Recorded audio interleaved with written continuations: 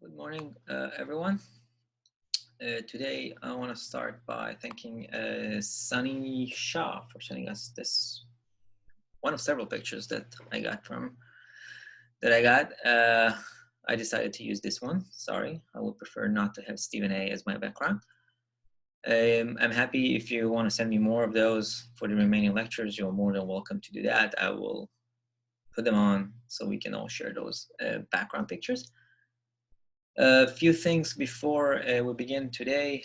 Yesterday, I sent you an email with a link to the fourth and final survey task. It includes, as the previous task is going to be a survey with the you have to fill in, answer a series of questions. I remind you again, everything else that I always asked about that. Make sure that you answer honestly, that you read the information carefully and take this seriously. Some of you have seen that I will take away points if those tasks will not be conducted properly. So just make sure that you follow that. You have to submit this specific survey until next Friday. So Friday is the 13th of November. So by next Friday, make sure that you go into the link and submit the survey. One more thing about the survey, I was able to recruit another class to fill it, so you will be able to see that the personal information regarding what course it is and what section it is has more than just your POLS 318 class. So I'm saying this just to make sure that you are aware and make sure that you mark your correct course number and section number. I don't want to start delve into the roster list on how to try and find and locate you in the right section. So just make sure that you do that. Finally, today is Thursday, so by tomorrow night, I ask you to send me an email with the topic for your final project, the paper and presentation, as well as the group members if you write the paper in a group. Just make sure that you do that by the end of the week. And if you have any questions, of course, you're welcome to let me know. All right, so let's start. Today we'll complete the discussion about territorial disputes, digging a little bit deeper to the issues of the motivations for all those dynamics. Before we begin, of course, quick review on Tuesday's topic. So I introduced the topic of territorial disputes. We talked about the different concepts that provide an explanation to why do territorial disputes more likely to escalate into a conflict, whether it is the proximity, arguing that the main problem with proximity is the fact that proximity is constant. It does not change. The distance between states is the same, so it cannot be an explanation. It will just be part of the opportunity to go into a conflict. And then mostly the concept of territoriality and the importance of territory as an issue. And that led to the discussion about an issue-based approach to foreign policy, emphasizing central issues, emphasizing specific issues over others, and then showing that territorial disputes and territories as an issue overall is viewed as a more important issue in foreign policy overall. Then we talked about the specific elements of issue salience. Issue salience depended on both tangible as well as intangible values that individuals assign to those different issues. We'll talk a little bit more today about those different values. Then I talked a little bit more about the explanations of how within different regimes the probability of going into wars over territory is higher or lower, using the paper by Deal and Wright, if I hope that I remember correctly the names. And finally, I talked about the diversionary war theory and the issue of territory as one of the central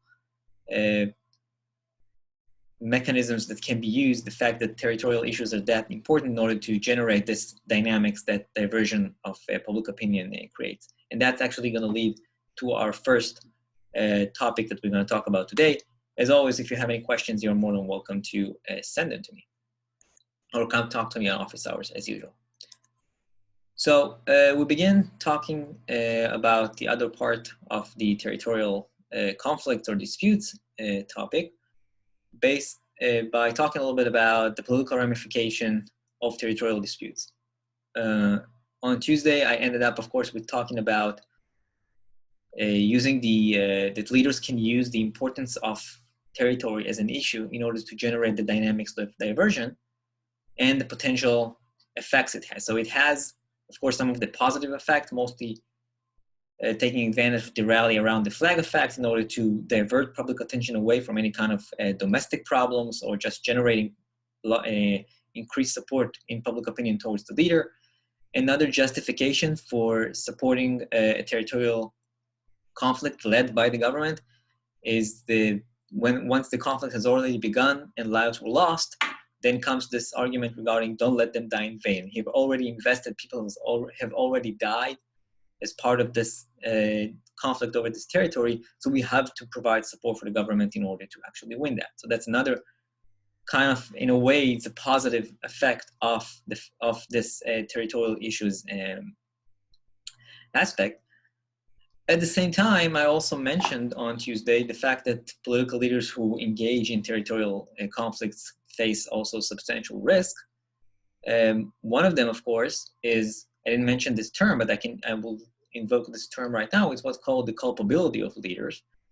Leaders who are seen as responsible for initiating conflict and then suffering the cost or the consequences of the war are more likely to suffer from political cost from the conflict they initiated. So there's a difference between leaders who are viewed as more culpable and the leaders that are viewed as less culpable. If the leader is viewed as she or he were the ones that decided to engage in this territorial conflict, and territory, of course, is a very important issue. So some of the ramification once the conflict is already being underway or at the end of the conflict might be negative for that specific leader. And that's something we need to remember. So to understand that idea of the political ramification, it can be detrimental for leaders when it comes to territorial issues. I want to talk about a study that uses the context of Israel and the Yom Kippur War in October of 1973.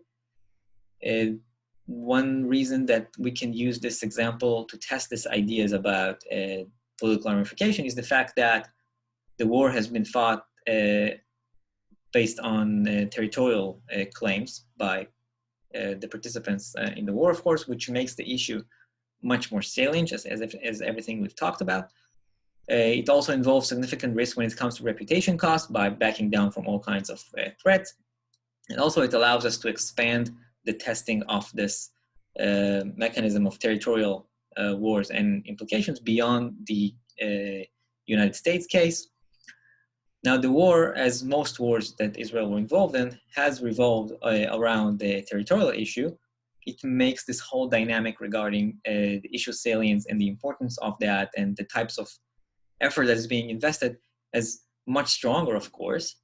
And one more interesting area or idea that we can think about when we talk about the adverse effects of the war is that Israel, from a strictly military perspective, has won that war. By the time the war has come to an end, the Israel army has already got into Egyptian territory beyond the Sinai Peninsula. If you remember when we talked about the way that the Middle East is, the map of the Middle East, Israel was able to go into the territory of Egypt and surround the Egyptian army, and that eventually led to the end of the war. So from a strictly military perspective, Israel has won the war. From a political perspective, it's a completely different question, which I'm not going to go into right now. But that's another important thing, because if Israel, from a military perspective, has won the war, so is it possible that there are adverse effects from a political standpoint for the leaders? So we're talking about the work by two Israeli scholars. Anna Getmansky is a professor at the London School of Economics, and Chagai Weiss is a advanced graduate student at the University of Wisconsin. And what they do is they use public opinion data as well as voting records to assess how the war, the 1973 war, has shaped public opinion regarding the incumbent leader and the incumbent party in the Israeli government. One of the interesting things they were able to do is because the elections were scheduled to take place during October of 1973, if I remember correctly, they were delayed to December of 1973 because of the war, but they were able to collect this public opinion and voting information before the war and after the war, and then they were able to compare what is the possible effect of the war on those opinions. So what do they find? they find that overall the prime minister popularity has dropped by almost 20% when we compare that before the war and the post-war surveys. So this figure shows you the different types of individuals or parties in this case. So for the prime minister, the extent of support, you see there's a minus 0.19. That's almost 90%, 19, I'm sorry, percent, a drop in popularity before the war and after the war in terms of support. Defense minister was also about 10%. Overall, the Labour Party, which was the party, the incumbent party that led the government, has lost about 10% of support. And at the same time, the opposition party, the Likud party, has gained about 10% support after the war, with the leader of the opposition does not gain much support in that case. But overall, what we can see here is that despite the fact that Israel has won the war from a military standpoint, from a political standpoint, the importance of fighting over territory has had negative effects on the support for the extent of popularity of the government. They also test more in general in terms of territorial conflict that Israel has been engaged in before the 1973 war as well, the 1967 wars and others, and they focus on localities and casualties within specific localities in Israel, and what they find is that localities that suffer from military fatalities decrease their support for their incumbent party by about 9%, and the opposition party gains about 8% support. So those conflicts, which revolve in many cases around territorial issues, which are very important issues, has clear negative effects even for the government in this case. So we have to remember that when we think about those kinds of issues. All right, so this was just like a kind of way to finish the discussion that I had on Tuesday and give you some sense on not just the potential benefits of invoking territorial issues in order to generate support for the government, but also the potential negative effects of that.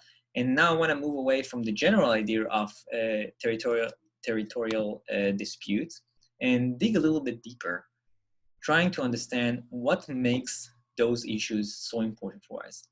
Whether we talk about the tangible or intangible values as a cost for fighting over territories, why is it so important to us? So to start that, we'll talk about a couple of examples. So on the right-hand side, you have pictures from the conflict in the Middle East between Israel and Palestinians.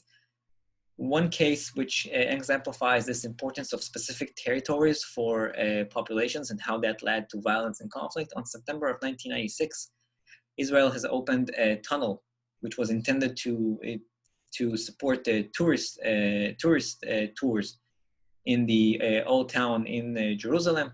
The exit to the tunnel, which was the part that they actually opened, the tunnel was already there, but it was blocked. So back in 1996, the other end of the tunnel was open, and that went relatively close to the Temple Mount, which is a holy site for Muslims.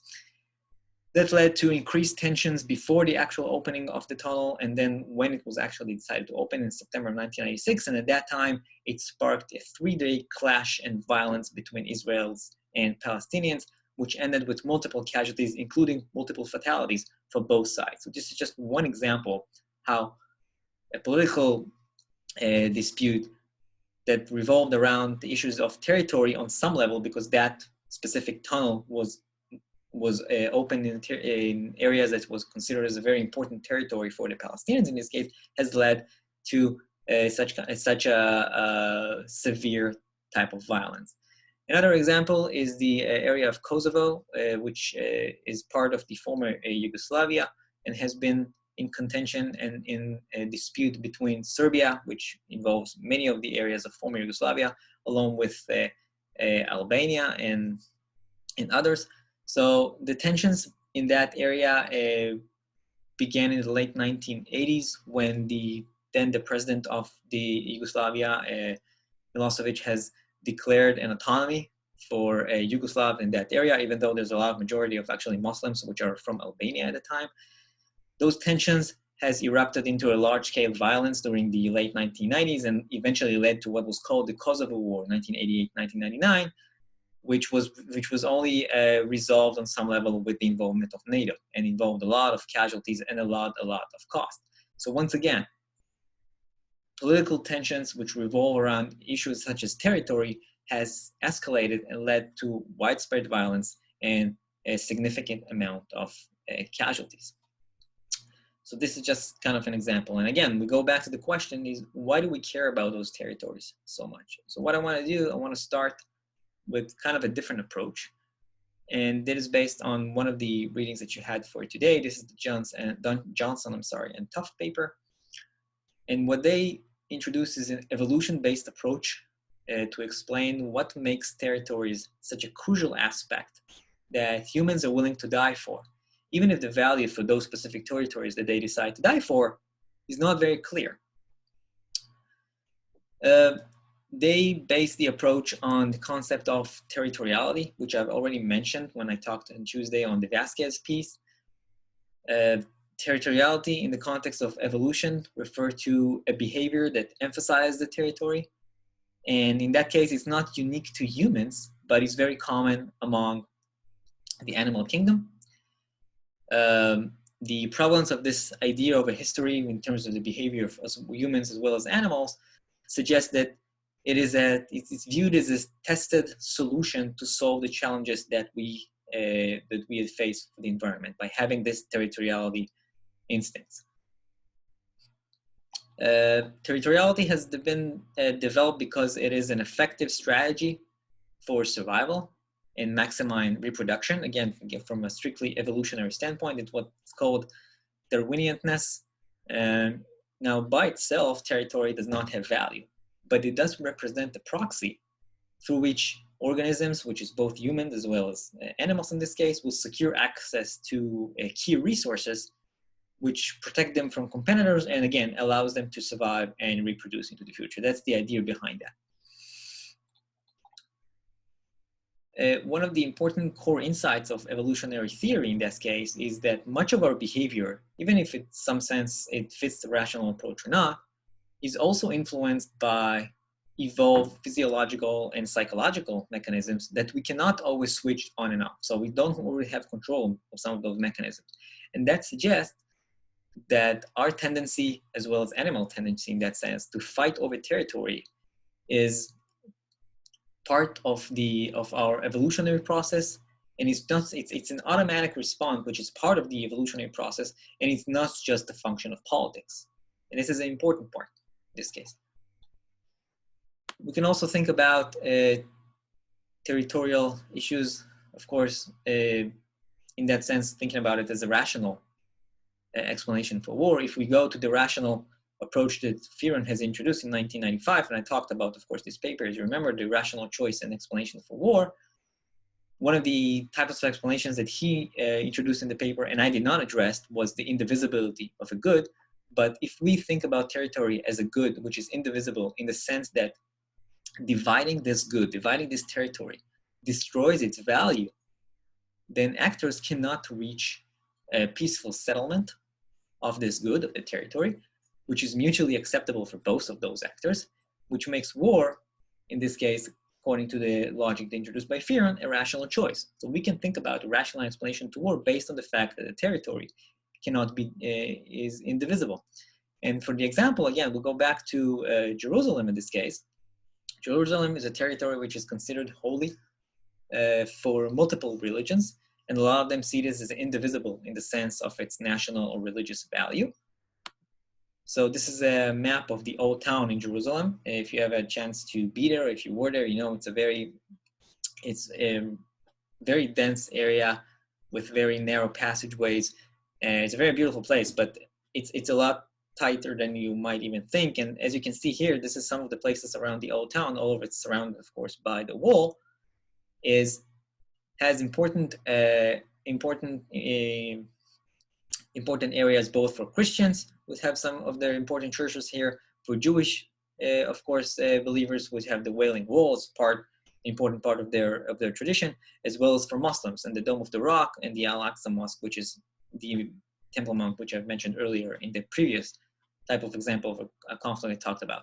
So what we see here is that in reality, this area is divided among the different religions, but this can be an example for one territory, which is very hard to find peaceful settlement that can devise this between the different parties that are interested in, and can, over the long run, also be an area that leads to conflict.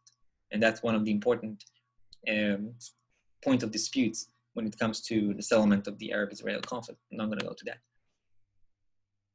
I want to, again, parse a little bit more the idea of territory in the context of evolution and how that leads to aggressive behavior and potentially conflict. So in nature, from a territoriality in nature, territory does not lead to violence by default. Actually, it's quite the opposite. The idea of a territory is intended to prevent constant fighting because animals want to keep their territory but avoid the cost of fighting. So to understand that, we have to think about two important factors here of condition. The first is what's called value asymmetry. The holders of territory, in this case the residents of the territory, have much higher value for that area than the intruders, those who are trying to take control of the territory. And that provides them, because it provides them with they are familiar with the contents that help them survive.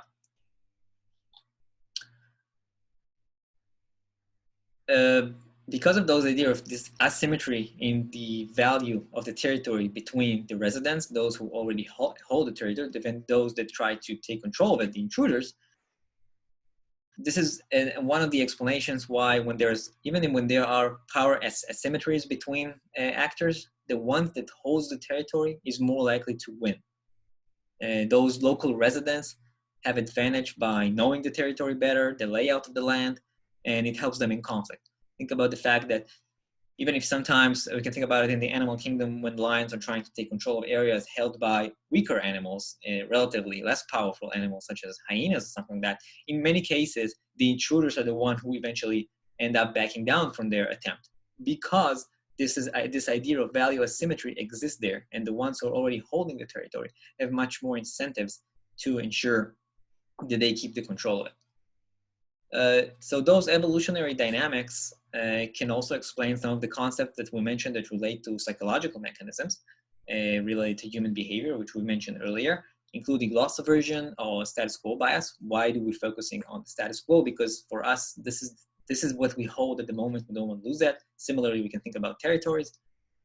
However, at the same time, those instincts or dynamics overall or incentives to place such high value on the territory can have potentially very severe cost. Strong attachment to the homeland can exacerbate aggression against any type of intruders because the residents are relatively insensitive to what can be viewed as a modern cost of fighting or the possibility of losing. When a lion pride is facing intruders into their territory, sometimes the fighting is going to be up until the death because they are ignoring the potential possibility of losing that area. And that's on some level shows that there's potential for very severe costs.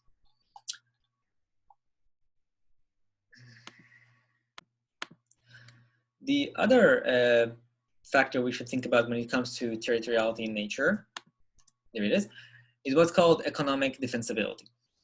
We can think about it in the context of a rational choice. When you decide to fight over territory, this is a logical decision when you outweigh the benefits and the cost, and you decide that overall you gain more benefits from fighting. When we think about resources in a territory, in that sense, we should focus on what's called the spatial distribution of essential goods, or the spatial distributions of the resources. When all the resources are centered in one area, it makes sense to fight over it, because the benefits from those resources to those that hold the territory are very, very high, and the costs are relatively seen as less powerful. So even if you think about it from a rational standpoint, as long as those resources provide enough benefits to outweigh the potential cost of going into violence over it, then it makes sense to fight over the territory.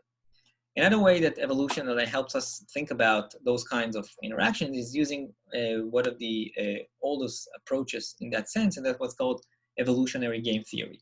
So that's, again, using the insights that game theory provides us in terms of formally describing interactions between two sides, two actors or more, but thinking about it from an evolutionary standpoint. So this framework can explain behavior in repeated interaction.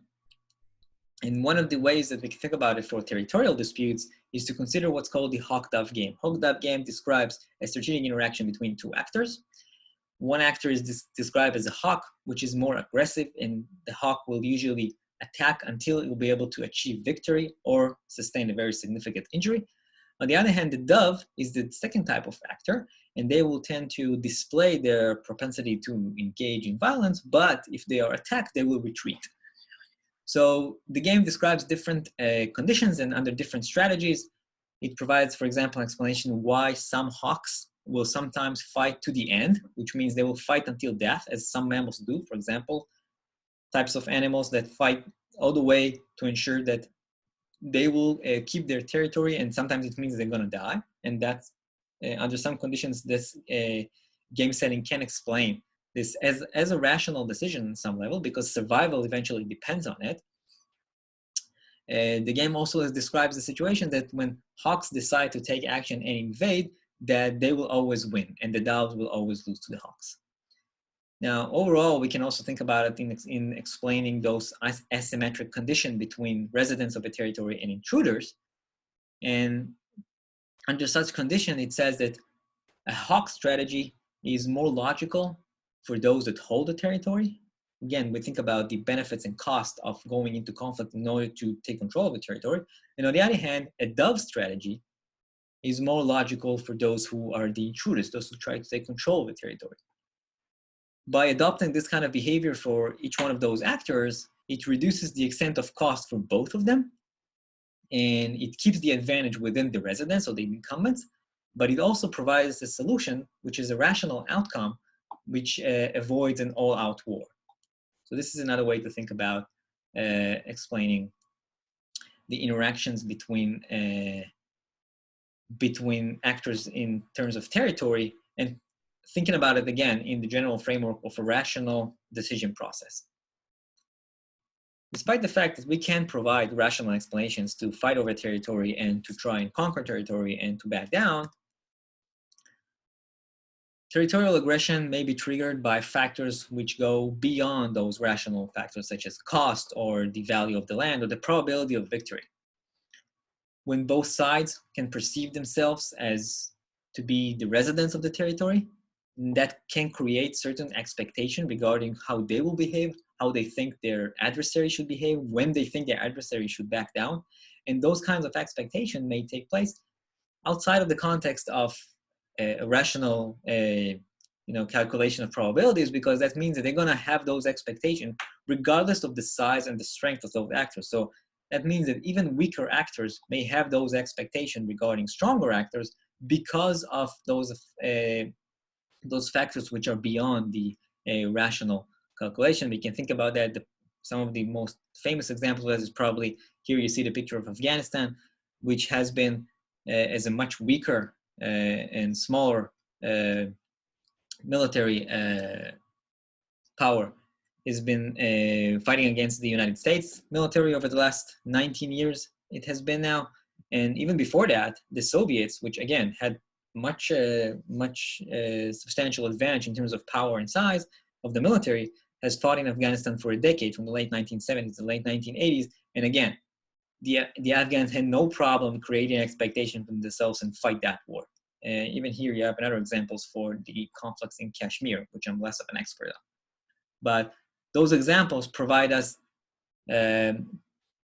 actual real-world cases where contested areas involve the fighting over territory between two actors which have clear asymmetric in terms of power, but still, even in this case, the weaker actor in many cases not only wins, but is able to sustain the territory.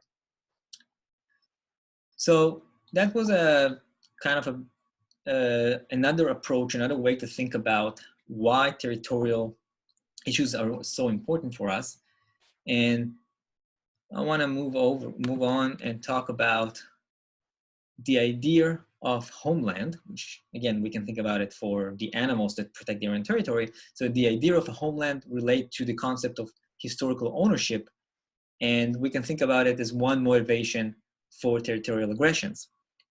So this is a study from from not that long ago by Fang and Lee, a couple of months ago. It actually published, and they study how claims for historical ownership of a territory affect the dispute and the likelihood that the dispute is going to escalate to a full-blown conflict.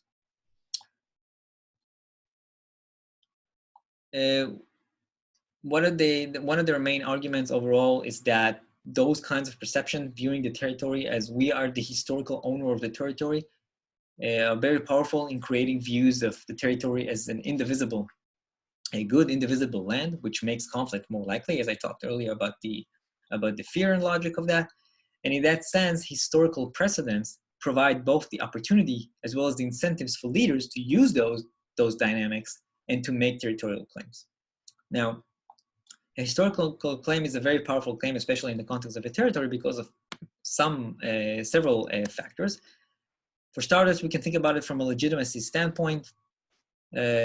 Historical claim over territory is viewed as more legitimate than a claim which is just based on ethnic ties or the resources in that area, and it makes it a stronger case for those who make those kinds of proclamations. From a legal standpoint, we can think about the Western perspective of property rights. And so historical ownership suggests that any grievances against anybody that came and took away this territory from its rightful owner provides, again, more a legal basis and more legitimacy for those arguments. And those kinds of grievances can mobilize both domestic as well as international support for those kinds of arguments that this territory is mine from a historical standpoint. So it makes sense that I'm going to make it such an important point of emphasis is try to fight for it. And finally, I've talked a lot on Tuesday on emotional ties, and now we can think about emotional ties over a long period of time, which only makes those ties even stronger. So claim of historical ownership may lead individuals to beliefs that the disputed territory, the disputed territory is what's called indivisible. Think about the outcome as a zero-sum outcome, which means that those individuals that believe in those kinds of things will only accept an outcome in which their country has total control over the territory and its resources, unwilling to devise the territory among different actors. Those kinds of individuals are also more likely to support more coercive types of measures in order to ensure their zero-sum outcome. That means both economic sanctions as well as military actions. One of the important concepts that even amplifies those kinds of effects is nationalism. So that's a strong identification of individuals with their nation and its interest in international affairs. And a threat on the national identity is likely to elicit very strong emotional reactions because this is a threat on one's pride or self-esteem.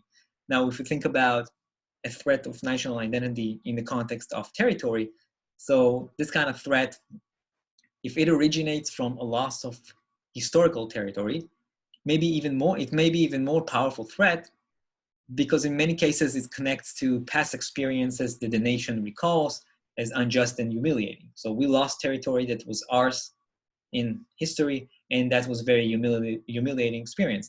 In such a case, a compromise over territory in disputes is less acceptable, and the individuals are more likely to only accept the option in which they recover the full area in order to overcome this unjust loss. So this is just the idea behind that. One example for that, we can think about one country that has a lot of territorial disputes which also relate to historical and national links is China, which has its own disputes over territory when it comes to Tibet on the southwest area, as well as on the consternation, the concept that currently takes place in the South China Sea, when both Vietnam and China and Taiwan, the Philippines, all of them held different claims to that area in East Asia.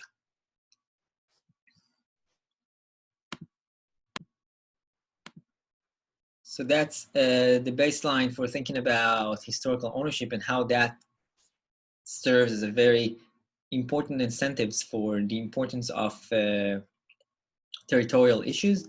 And there it is. Go back to what Fang and Lee has done in their paper.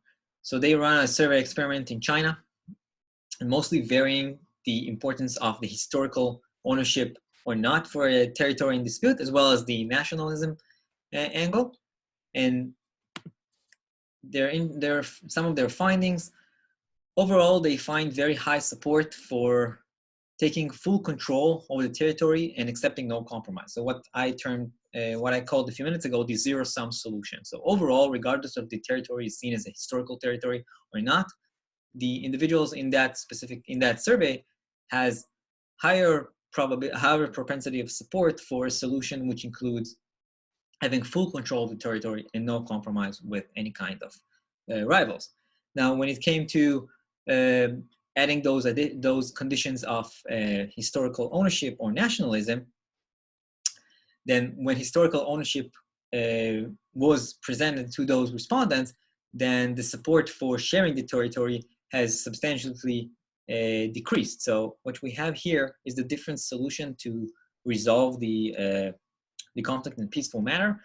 And what we can compare here, each one of them shows the proportion of support between the small markers of the circle one, which is when historical ownership has been invoked, to when there is no historical ownership. So as you can see, a compromise support of sharing sovereignty on the territory is higher, 35%, when the area in question is not related to historical ownership compared to only 25%. So that difference is significant, even though the numbers overall, as you can see, are relatively low.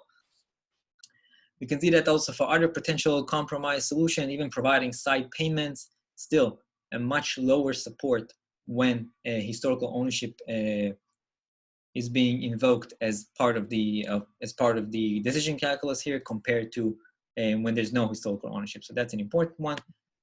They do not find evidence for nationalism effect, which is a little bit surprising on some levels, but they suggest that one possible explanation for that is that their sample in China, the characteristic of it is much more strong in terms of nationalist views. So overall, the entire sample was highly nationalist in its view, so it's hard to find actually differences and to find those variations in the level of nationalism, whether you invoke it or not.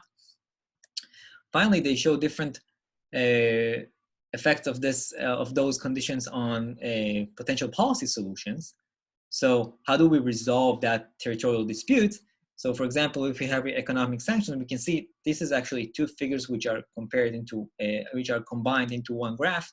We see this is when the issue of historical ownership is invoked. So it's hard, what's called hardcore indivisible. The territory is seen as indivisible for the respondents. In this case, they are more accepting of a compromise. And you can see the differences in the extent of support here. For economic sanctions, you see it's much higher extent of support for those kind of a more aggressive types of actions in the economic policy area, in this case, when the area is viewed as indivisible because of historical ownership. Also military action, you can see very clear differences in this case when you think about historical claims. So this provides us with some sense of the importance and the strength of this motivation of historical ownership when we think about territorial disputes.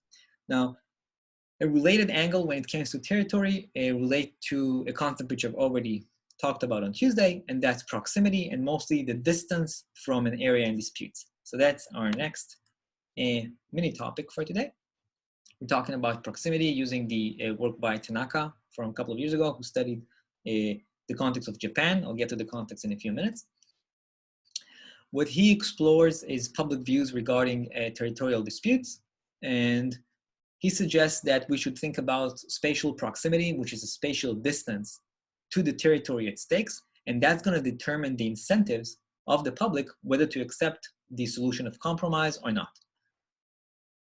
What he looks for is to understand how variation within the proximity of the public to the territory at stakes is going to affect the willingness of the citizens when it comes to their opinion to accept or oppose any types of compromise solution.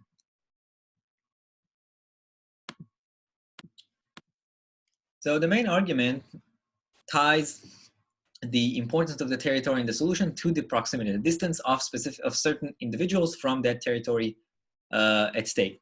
So what he suggests, for starters, those who are close to the territories, that they're very proximate to these territory at stake, have a lot more to lose if eventually the dispute is going to escalate into a full-blown confrontation.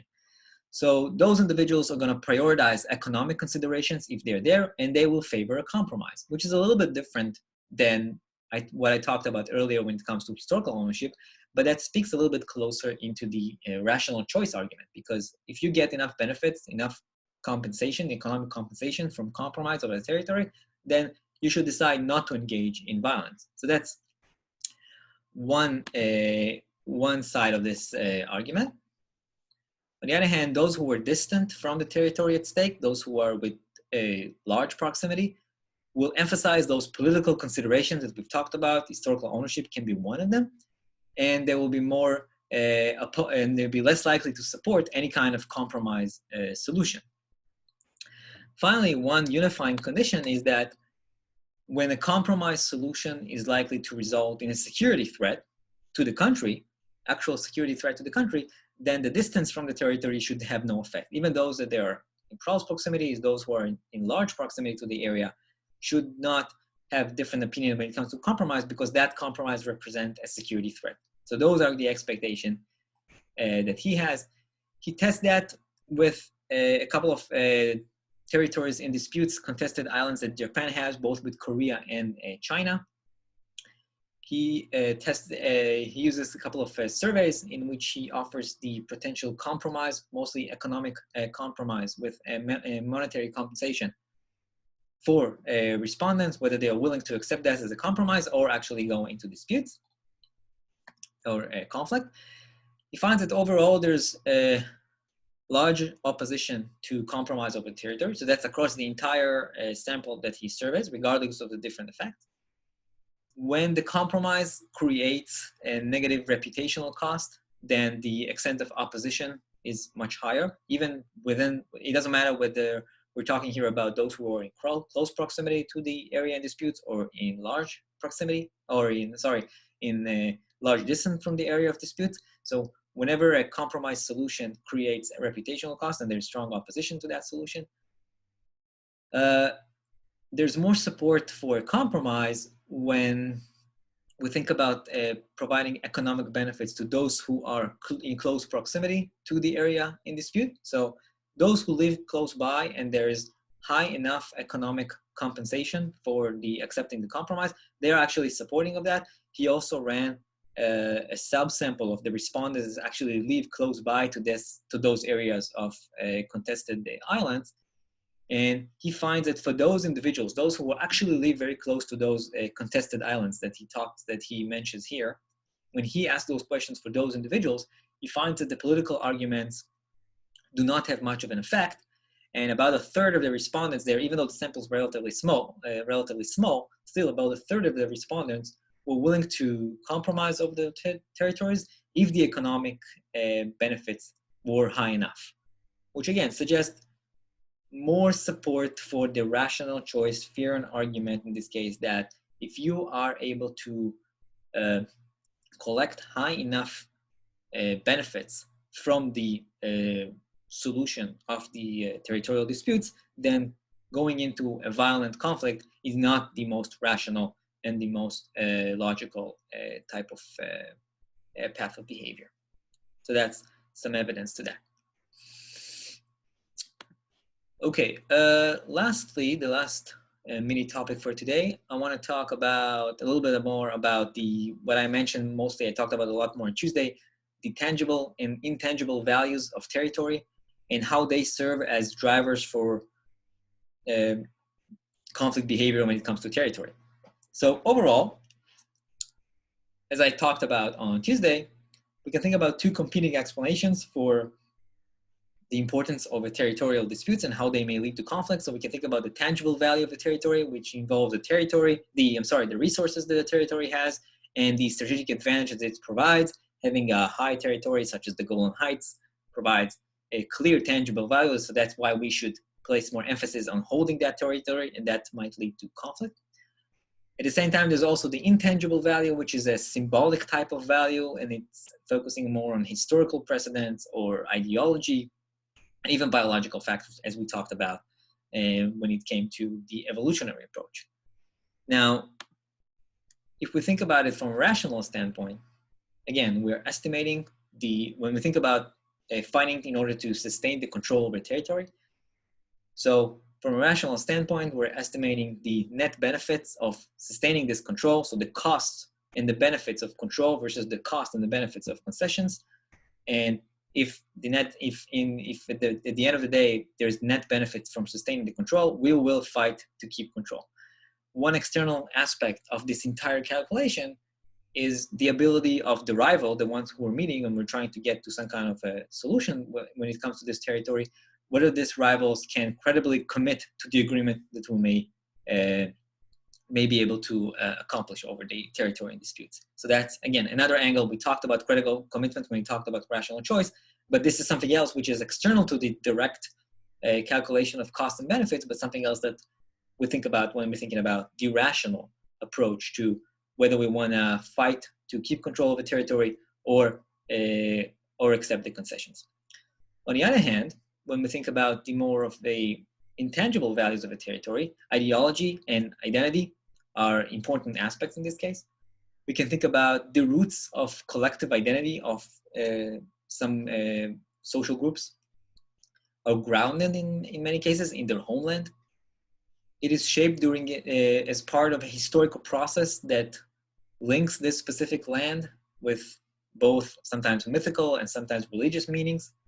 For a lot of ethnic groups, their identity is defined by any kind of association with a particular territorial homeland, and they perceive this association as vital for their own group's existence. So if there's no association of that group with that specific territory, then there are considerable risks for the actual survival of the group.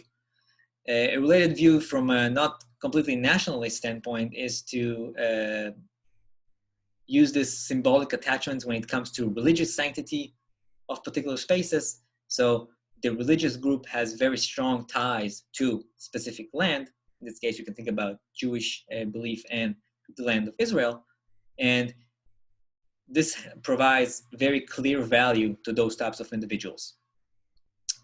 So from a rational standpoint, we think about the cost and benefits, and if we have net benefit, we should fight over territory. If we don't have net benefits for sustaining the control of the territory, we should accept the concession option. But when we're thinking about it from the symbolic standpoint of the intangible value of the territory, there are considerations for the potential cost of trying to keep control of the territory, but they're much less powerful than other types of factors in this case. So what that means, that means, again, if we think about those two explanations, both the tangible view as well as the symbolic intangible view, that a public which emphasizes the symbolic and intangible value of a territory is willing to accept substantial material cost to retain the territorial control. In other words, intangible attachments to a land would be reflected in public support for territorial control, even when such control have clear adverse effects in the sense of individuals' lives, so their material welfare or their security. Remember, I talked about on Tuesday on the Jewish settlements in the Gaza Strip. Those individuals suffer some economic losses from trying to retain those territorial control of their settlements within the Palestinian territory. But more than that, they suffered clear negative security costs. Their lives were at risk pretty much every day that they left their small settlement and went to work, if it was outside of the settlement, because they were at risk of being attacked by terrorists or any kind of other people that were opposing to their presence over there. So those individuals that lived in those settlements, regardless of whether you accept whether they should be there or not, they accepted very high potential cost for their motivation to retain their control over that territory by being residents of those settlements. So to test those different mechanisms of both intangible and tangible value, I want to go to a work by, again, a couple of Israeli scholars published last year. They focus, their context is the West Bank, which is a good example because it is a contested territory which has both tangible and intangible values for the citizens of Israel. From a tangible standpoint, having control over this area allows much more what's called strategic depth, and in terms of national security. And of course, it has a lot of intangible values when it comes to religion and nationalist point of view. What they want to do actually, the authors in this paper, they explore the mechanism and try to think what is more powerful in terms of understanding the foundations for territorial disputes. Before going to their research, their specific details of their analysis, I'll stop for today's attendance words. So for today, the attendance word is the word fall, as the times that we are finally starting to feel right now. So fall is the attendance word for today. All right, so what do they do in order to assess those public views? They use survey experiments, and they assess how the material as well as the intangible aspects of territory will affect the views regarding disputes and escalation to war in order to retain those territorial controls. They use the type of experimental design that I've already talked about, the conjoint design, reminding you again that the whole idea behind an experiment is the ability to isolate one specific causal factor and test its effect. The conjoint design allows us to test multiple factors at the same time. And this is exactly what they're testing here. So they're testing different factors, in this case, so the territory. You see there's 4 different factors: territory, security, economy, and budget, which are affecting and what type of policy the respondents of the survey are actually deciding whether they want to support or not. And we see there's different variations here. So here, one example for policy A is that Israel will significantly strengthen its territorial control, so retain the territory, and the other option that Israel will withdraw. And then there are security solutions to that. The attacks will decrease because we keep the land, but at the same time, there is negative economic consequences because the economy will severely be harmed. And the same thing for the other policy options. Again, for each one of those combinations of factors, the surveys ask the respondents which one of those 2 policies they prefer. So the idea, again, is to find whether those are more the tangible factors or the intangible ones that dominate the decision whether we want to keep the territory and fight over it or accept concessions. So just a little bit of their results. They have a lot of results. I'm just going to show you some of them. So those figures are a little small, and I apologize for that, but let's try and look at them. Let's focus on this figure. This is the unconditional, unrelated to specific political ideology. What we have here is always the baseline condition, and then those different signs here represent the difference compared to the baseline. So for example, I remind you again that we have the 0 value here, and you always have to look at the signs that do not cross the 0 value, because those signs represent effects which are significant from a statistical standpoint. So if you go over those 2 green signs here, we see that compared to no change in the economy, we have here the option of Israel economy will be severely harmed. So the effect here on the support for concessions is negative. And if the economy will grow, then the effect is positive, but relatively smaller. We can see that when it comes to the territory itself, which was one of the important aspects here, the acceptance of withdrawal from the territories, and including East Jerusalem, which is part of the solution in this case, has a very negative effect on support for this kind of policy. And then we have the breakdown here by the different political ideologies. The one political ideology most associated with territorial issues and opposing any kind of concessions is the right-wing ideology. And we can see here the very strong effect that there is for the idea of withdrawing from the territories on their lack of support for it. Let's try and look at other findings they have, which are more focusing on those right-wing voters in this case. So what we have here is potential solutions or potential outcomes, which is, again, in this case, we have here the level of support for those outcomes. The level of support for the outcomes, so that's keeping the territory, including Jerusalem, and all else is good, which means the security situation is good and the economic conditions are good, so the support is very, very high. Now, we see that we can look at the other 2 options and compare them. If we have here giving up on the territory, including Jerusalem in this case, but and still sustaining very good outcome in terms of national security and the economy and the budget, and the level of support for that is much lower. But for the other option, we have here of sustaining the territory, not giving up on the territory, but all the outcomes will actually be bad. So the national security will be worse off, the economy will be bad. But the support for that is actually the same is the same level as we have here for a good outcome. So what we see here is the strong effect that giving up on the territory has once we talk about giving up on the territory. So the level of support is much lower in this case. We see those effects not as powerful when you think about centrist voters in this case. It's also a negative effect for negative outcomes in this case, which is different, is a lot, sorry, it's not negative effect, but it's a lot a smaller effect and smaller level of support for those kinds of outcomes, which is not accepting the compromise of a territory, and the outcomes will be bad, so the support is very, very low. And a little bit better when we think about accepting a compromise and the outcomes are good.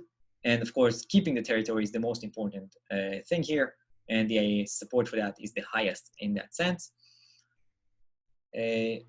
One other thing that they show is among right-wing voters, again, reminding you for the right-wing voters, the territorial issues are the most important ones, how much they're willing to accept a concession solutions if that also provides them with positive outcomes when it comes to national security and reducing terrorism. So overall, first of all, we see that there's an extent of those respondents, somewhere between 40 and 50%, that will never support a compromise over territory. So that's just for starters. But we do see that for much smaller proportion of those respondents, when territorial concessions are expected to end in successful national security policy and a decrease in the extent of terrorism, then there is some support, there's some willingness to accept concessions, which shows that there is some leeway, if you want to call that. But again, those numbers here, you see, it needs to be that the concession will lead to an 80% increase in terrorism, in order to have about, it's somewhere between 10 to 15 proportion of responders support concessions. So among those types of voters, especially, territorial issues are very, very important. And they are, on some level, willing to accept the cost of terrorism and not concede over the territory. So that's just some evidence to that. Okay, that's all I have for today when you talk about territorial disputes. If you have any other questions about that, as also you're welcome to send me email about that. A few more papers if you want to read a little bit more. And with that, I am ending today's lecture, and I will see you next week. Bye, everyone.